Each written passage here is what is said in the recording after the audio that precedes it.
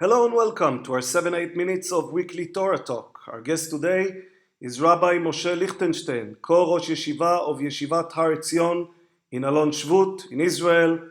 Hello Rabbi, thank you for being with us. Good morning and thank you very much.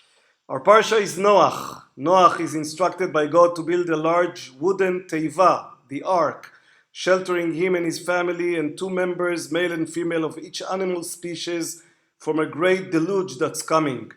Rain falls for 40 days and the waters churn for 150 days more before calming and beginning to recede. The ark settles on Mount Ararat, and from its window Noach dispatches a raven and then a series of doves to see if the waters were abated from the face of the earth. When it's all over, God swears never again to destroy all of mankind because of their deeds and sets the rainbow as a testimony of his new covenant with men. Noach plants a vineyard and becomes drunk on its produce.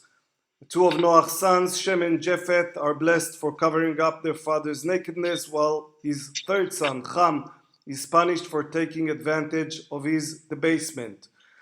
10 generations later, humans built a great tower to symbolize their invincibility. God confuses their language, causing them to abandon the project and disperse across the globe. The first pasuk of the parsha says, Ele toldot Noach, Noach ish tzadik tamim haya bedorotav, et Elohim italech Noach. These are the generations of Noach. Noach was a righteous man. He was perfect in his generations. Noach walked with God. So, Rabbi, we have the power of nature in this story, and we have the righteousness of man. Which of these two is more profound in this story? Is it more about men or more about nature? Well, it depends to a large degree how you view Noach and his personality. You need a little background here. To understand the story, you have to go back to last week's parasha and to understand, in a sense, the dilemma that God faces, so to speak, at the end, at the end of the parasha, where he reaches, so to speak, he reaches a point at which he has to make a decision. Let me focus for a moment upon the medium. Why was Noach rescued through an ark? Why did we use such a contraption to save him? There are many possible other ways. A matter of fact, the Midrash tells us, Og Melech Bashan, the giant who we meet later on in the Chumash, actually survived by wrapping himself outside the ark, or to put it differently, he was able to survive within nature without artificial means. Because he was tall enough to do it. What? He was tall enough to do it. He was tall enough, or he was, I guess, flexible enough. Right. Let me go back a moment to explain what I mean. When the world is created, man lives in the Garden of Eden in harmony with nature. He has no clothing. He's part and parcel of nature. God considers having him view the animals. He seeks a partner amongst the animals until it's unfeasible. In a sense, man is in harmony with nature. He lives within nature. Think of the savage, the noble savage, or person who's in harmony with nature. Then we meet the figure of, I'll fast forward now to a very enigmatic but interesting figure named Lemech. Right. Lemech has a few children. One of them creates music. One of them creates technology. One of them creates organized economic agriculture. What all three of them do is take nature and harness it to human means, or to put it differently, they use artifact. It's artificial in the sense of an artifact. Right. They no longer treat nature as the shepherd in the woods, the pastoral figure. Rather, it's man controlling, taking control and subordinating nature. And utilize it for the needs. Yeah, utilize it to fulfill their needs. And then, of course, music and art, in a sense also, it takes expression and organizes it by meter, by rhyme, whatever however you do it, music and art and poetry are a form of organization, imposing organization and a natural form of expression. The same sort of agriculture. I'll skip that for the moment because of time.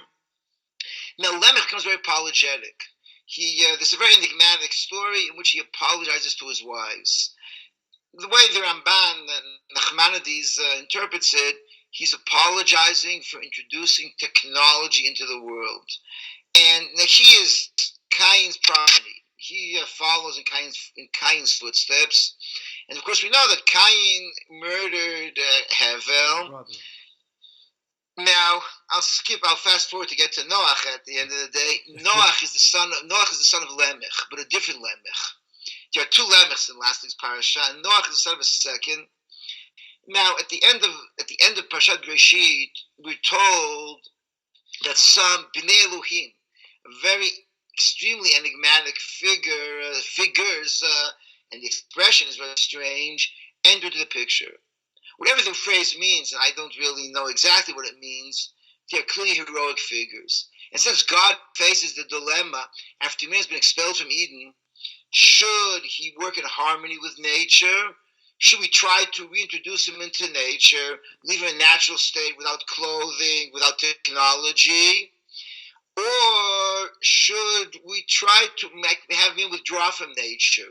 We try humanity express itself by a process of withdrawal. Man is outside nature. The Bnei Elohim symbolize an attempt to remain within nature. In a sense, they're heroic figures, much more so than Noach, who is a very everyman, mediocre kind of figure. But what happens, it becomes corrupt. We introduce Bnei Elohim, they begin chasing Bnot Adam, they begin chasing the women. Essentially, the message is nature unrestricted, not subordinated to morality, to social behavior, to legal restrictions. Nature will run amok. Sooner or later, it will collapse. And therefore, there is a need to basically, the decision is, Yetzer Lev Adam Rami Nurav, human nature is corrupt, and therefore we have to go through the avenue or down the path of withdrawing from nature. And Noach symbolizes this. How does he save himself? Nature outside is about to engulf him. Nature is about to destroy the world. So he builds an artifact. He builds an artificial, technological contraption in which he withdraws from nature. You have now basically the idea that human survival and human existence will no longer be within nature as part of the natural system by withdrawing. So now let me understand. You're describing this story as one of clarifying quality. There was a stage of confusion at the very early beginning of humanity, and we are now moving towards our final stage of being separated from nature. Not quite final. The final stage really, so in Judaism includes mitzvot and Mamat Har Sinai later on. But essentially, yes. Essentially, Parashat Bereshit assumes human nature, which is positive. Man is placed within the garden as part of the natural order. As I said before, the point he has no clothing and is crucial. I mean, he lives a natural existence. The serpent is part of his society. He interacts with the animal kingdom.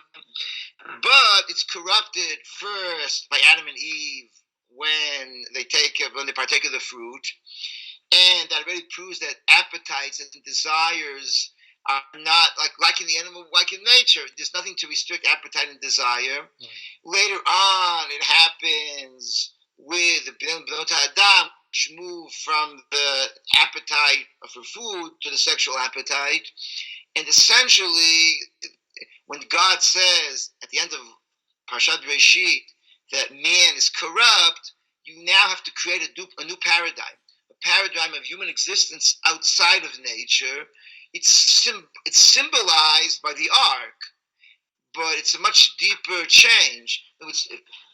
We call in halakha, we speak about the nations not as children of Adam. We talk about Bnei Noach. The Noachide laws, because there's been a profound change. Humanity now runs the progeny of Noach and not of Adam, because the model which was attempted with Adam was really rejected. The model of Noach, withdrawal from nature, and that basically sort of a triangle. If you think of Rosenzweig's triangle of God, man, nature, so man, between man and nature, there is a Rubicon which can never be crossed, because it's now the human is outside of nature. He controls it, and now humanity.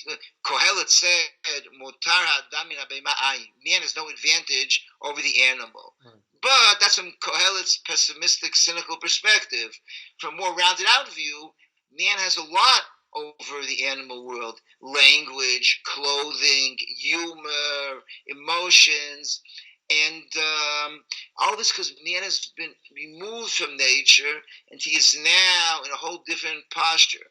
The interesting thing is that when Noach leaves the ark, he then takes he takes the wine, as you mentioned before, right, and he gets drunk again, and he loses his clothing. But there, it's clear corruption.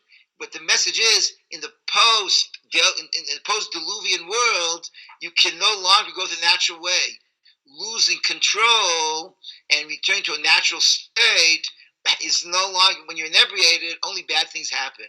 And the whole point there is that Noach maybe tries to go back to the old existence, the old paradigm he may have been familiar with from before. So he strikes out. There's still this tension of people wanting or having the desire to go back to this earlier stage of being closer to nature. It's kind of Rousseau idea of returning to the woods. It doesn't work anymore. And that's now the end of the parasha takes a step further. Don't think that civilization will solve all your problems, because when man's withdrawn from nature, a new problem begins, which is now that man feels so powerful and so much in control, and he now has a social organization which is not natural. He can now build the tower and try to replace God. So you have, by empowering man through technology, by moving from nature, you've solved the problem of the corrupt human nature and the debauchery of uncontrolled instinct. But you've created a new problem, which is the Dor HaPlaga, meaning they try to raise a new tower, and technology becomes corrupt, which is why you eventually need Avraham Avinu to solve the problem, so to speak. So we are moving through a process of creating more and more degrees of separation. First, this separating between humans and nature, and then having to separate between nations, to separate humans from one another so that they will not get corrupted by being a group. Yes, I think what really happens at the end is that the message is that you need a relationship, and not only, because what's striking about Noach as opposed to Avraham Avinu, who we read about next week, is that God commands Noach, but there's no dialogue. There's no ongoing dialogue. What Avraham Avinu changes, he creates a relationship. It is a man-God relationship. With Avraham, God and man interact. And God says to himself, how can I not tell Avraham what I'm about to do? God feels they interact, they relate to each other. Noach, no, God commands him, and he follows orders, and he then may become corrupt, but there's no relationship. The central message is neither nature nor technology alone will work. Man has to feel God's presence and have a relationship. When you have a relationship, he feels presence, so then both nature and technology can work in your favor. But you have to have this idea of a relationship. It's like Havdil. If you think about human beings, you can have a wonderful, you can have a beautiful house, or you can have all these natural impulses. But if you want a real relationship with your wife, with your children, it has to be based on relationships. Mishlei says, "Tov aruchat yarak ve'avasham mishor evulus v'sinab." Better vegetarian small meal than a feast without love, which lacks love. And that's the basic idea. You need a relationship into which everything else enters. Is the relationship defines everything. And Adam doesn't have the relationship. Adam plays hide and seek with God. He sees God as kind of his teacher who's chasing him in the schoolyard, and he has to escape from him. And Noach sees God as someone like pulling the strings from above, but neither create relationships. Only Avraham Avinu does that. Rabbi, thank you so much and Shabbat Shalom. But shalom, thank you very much.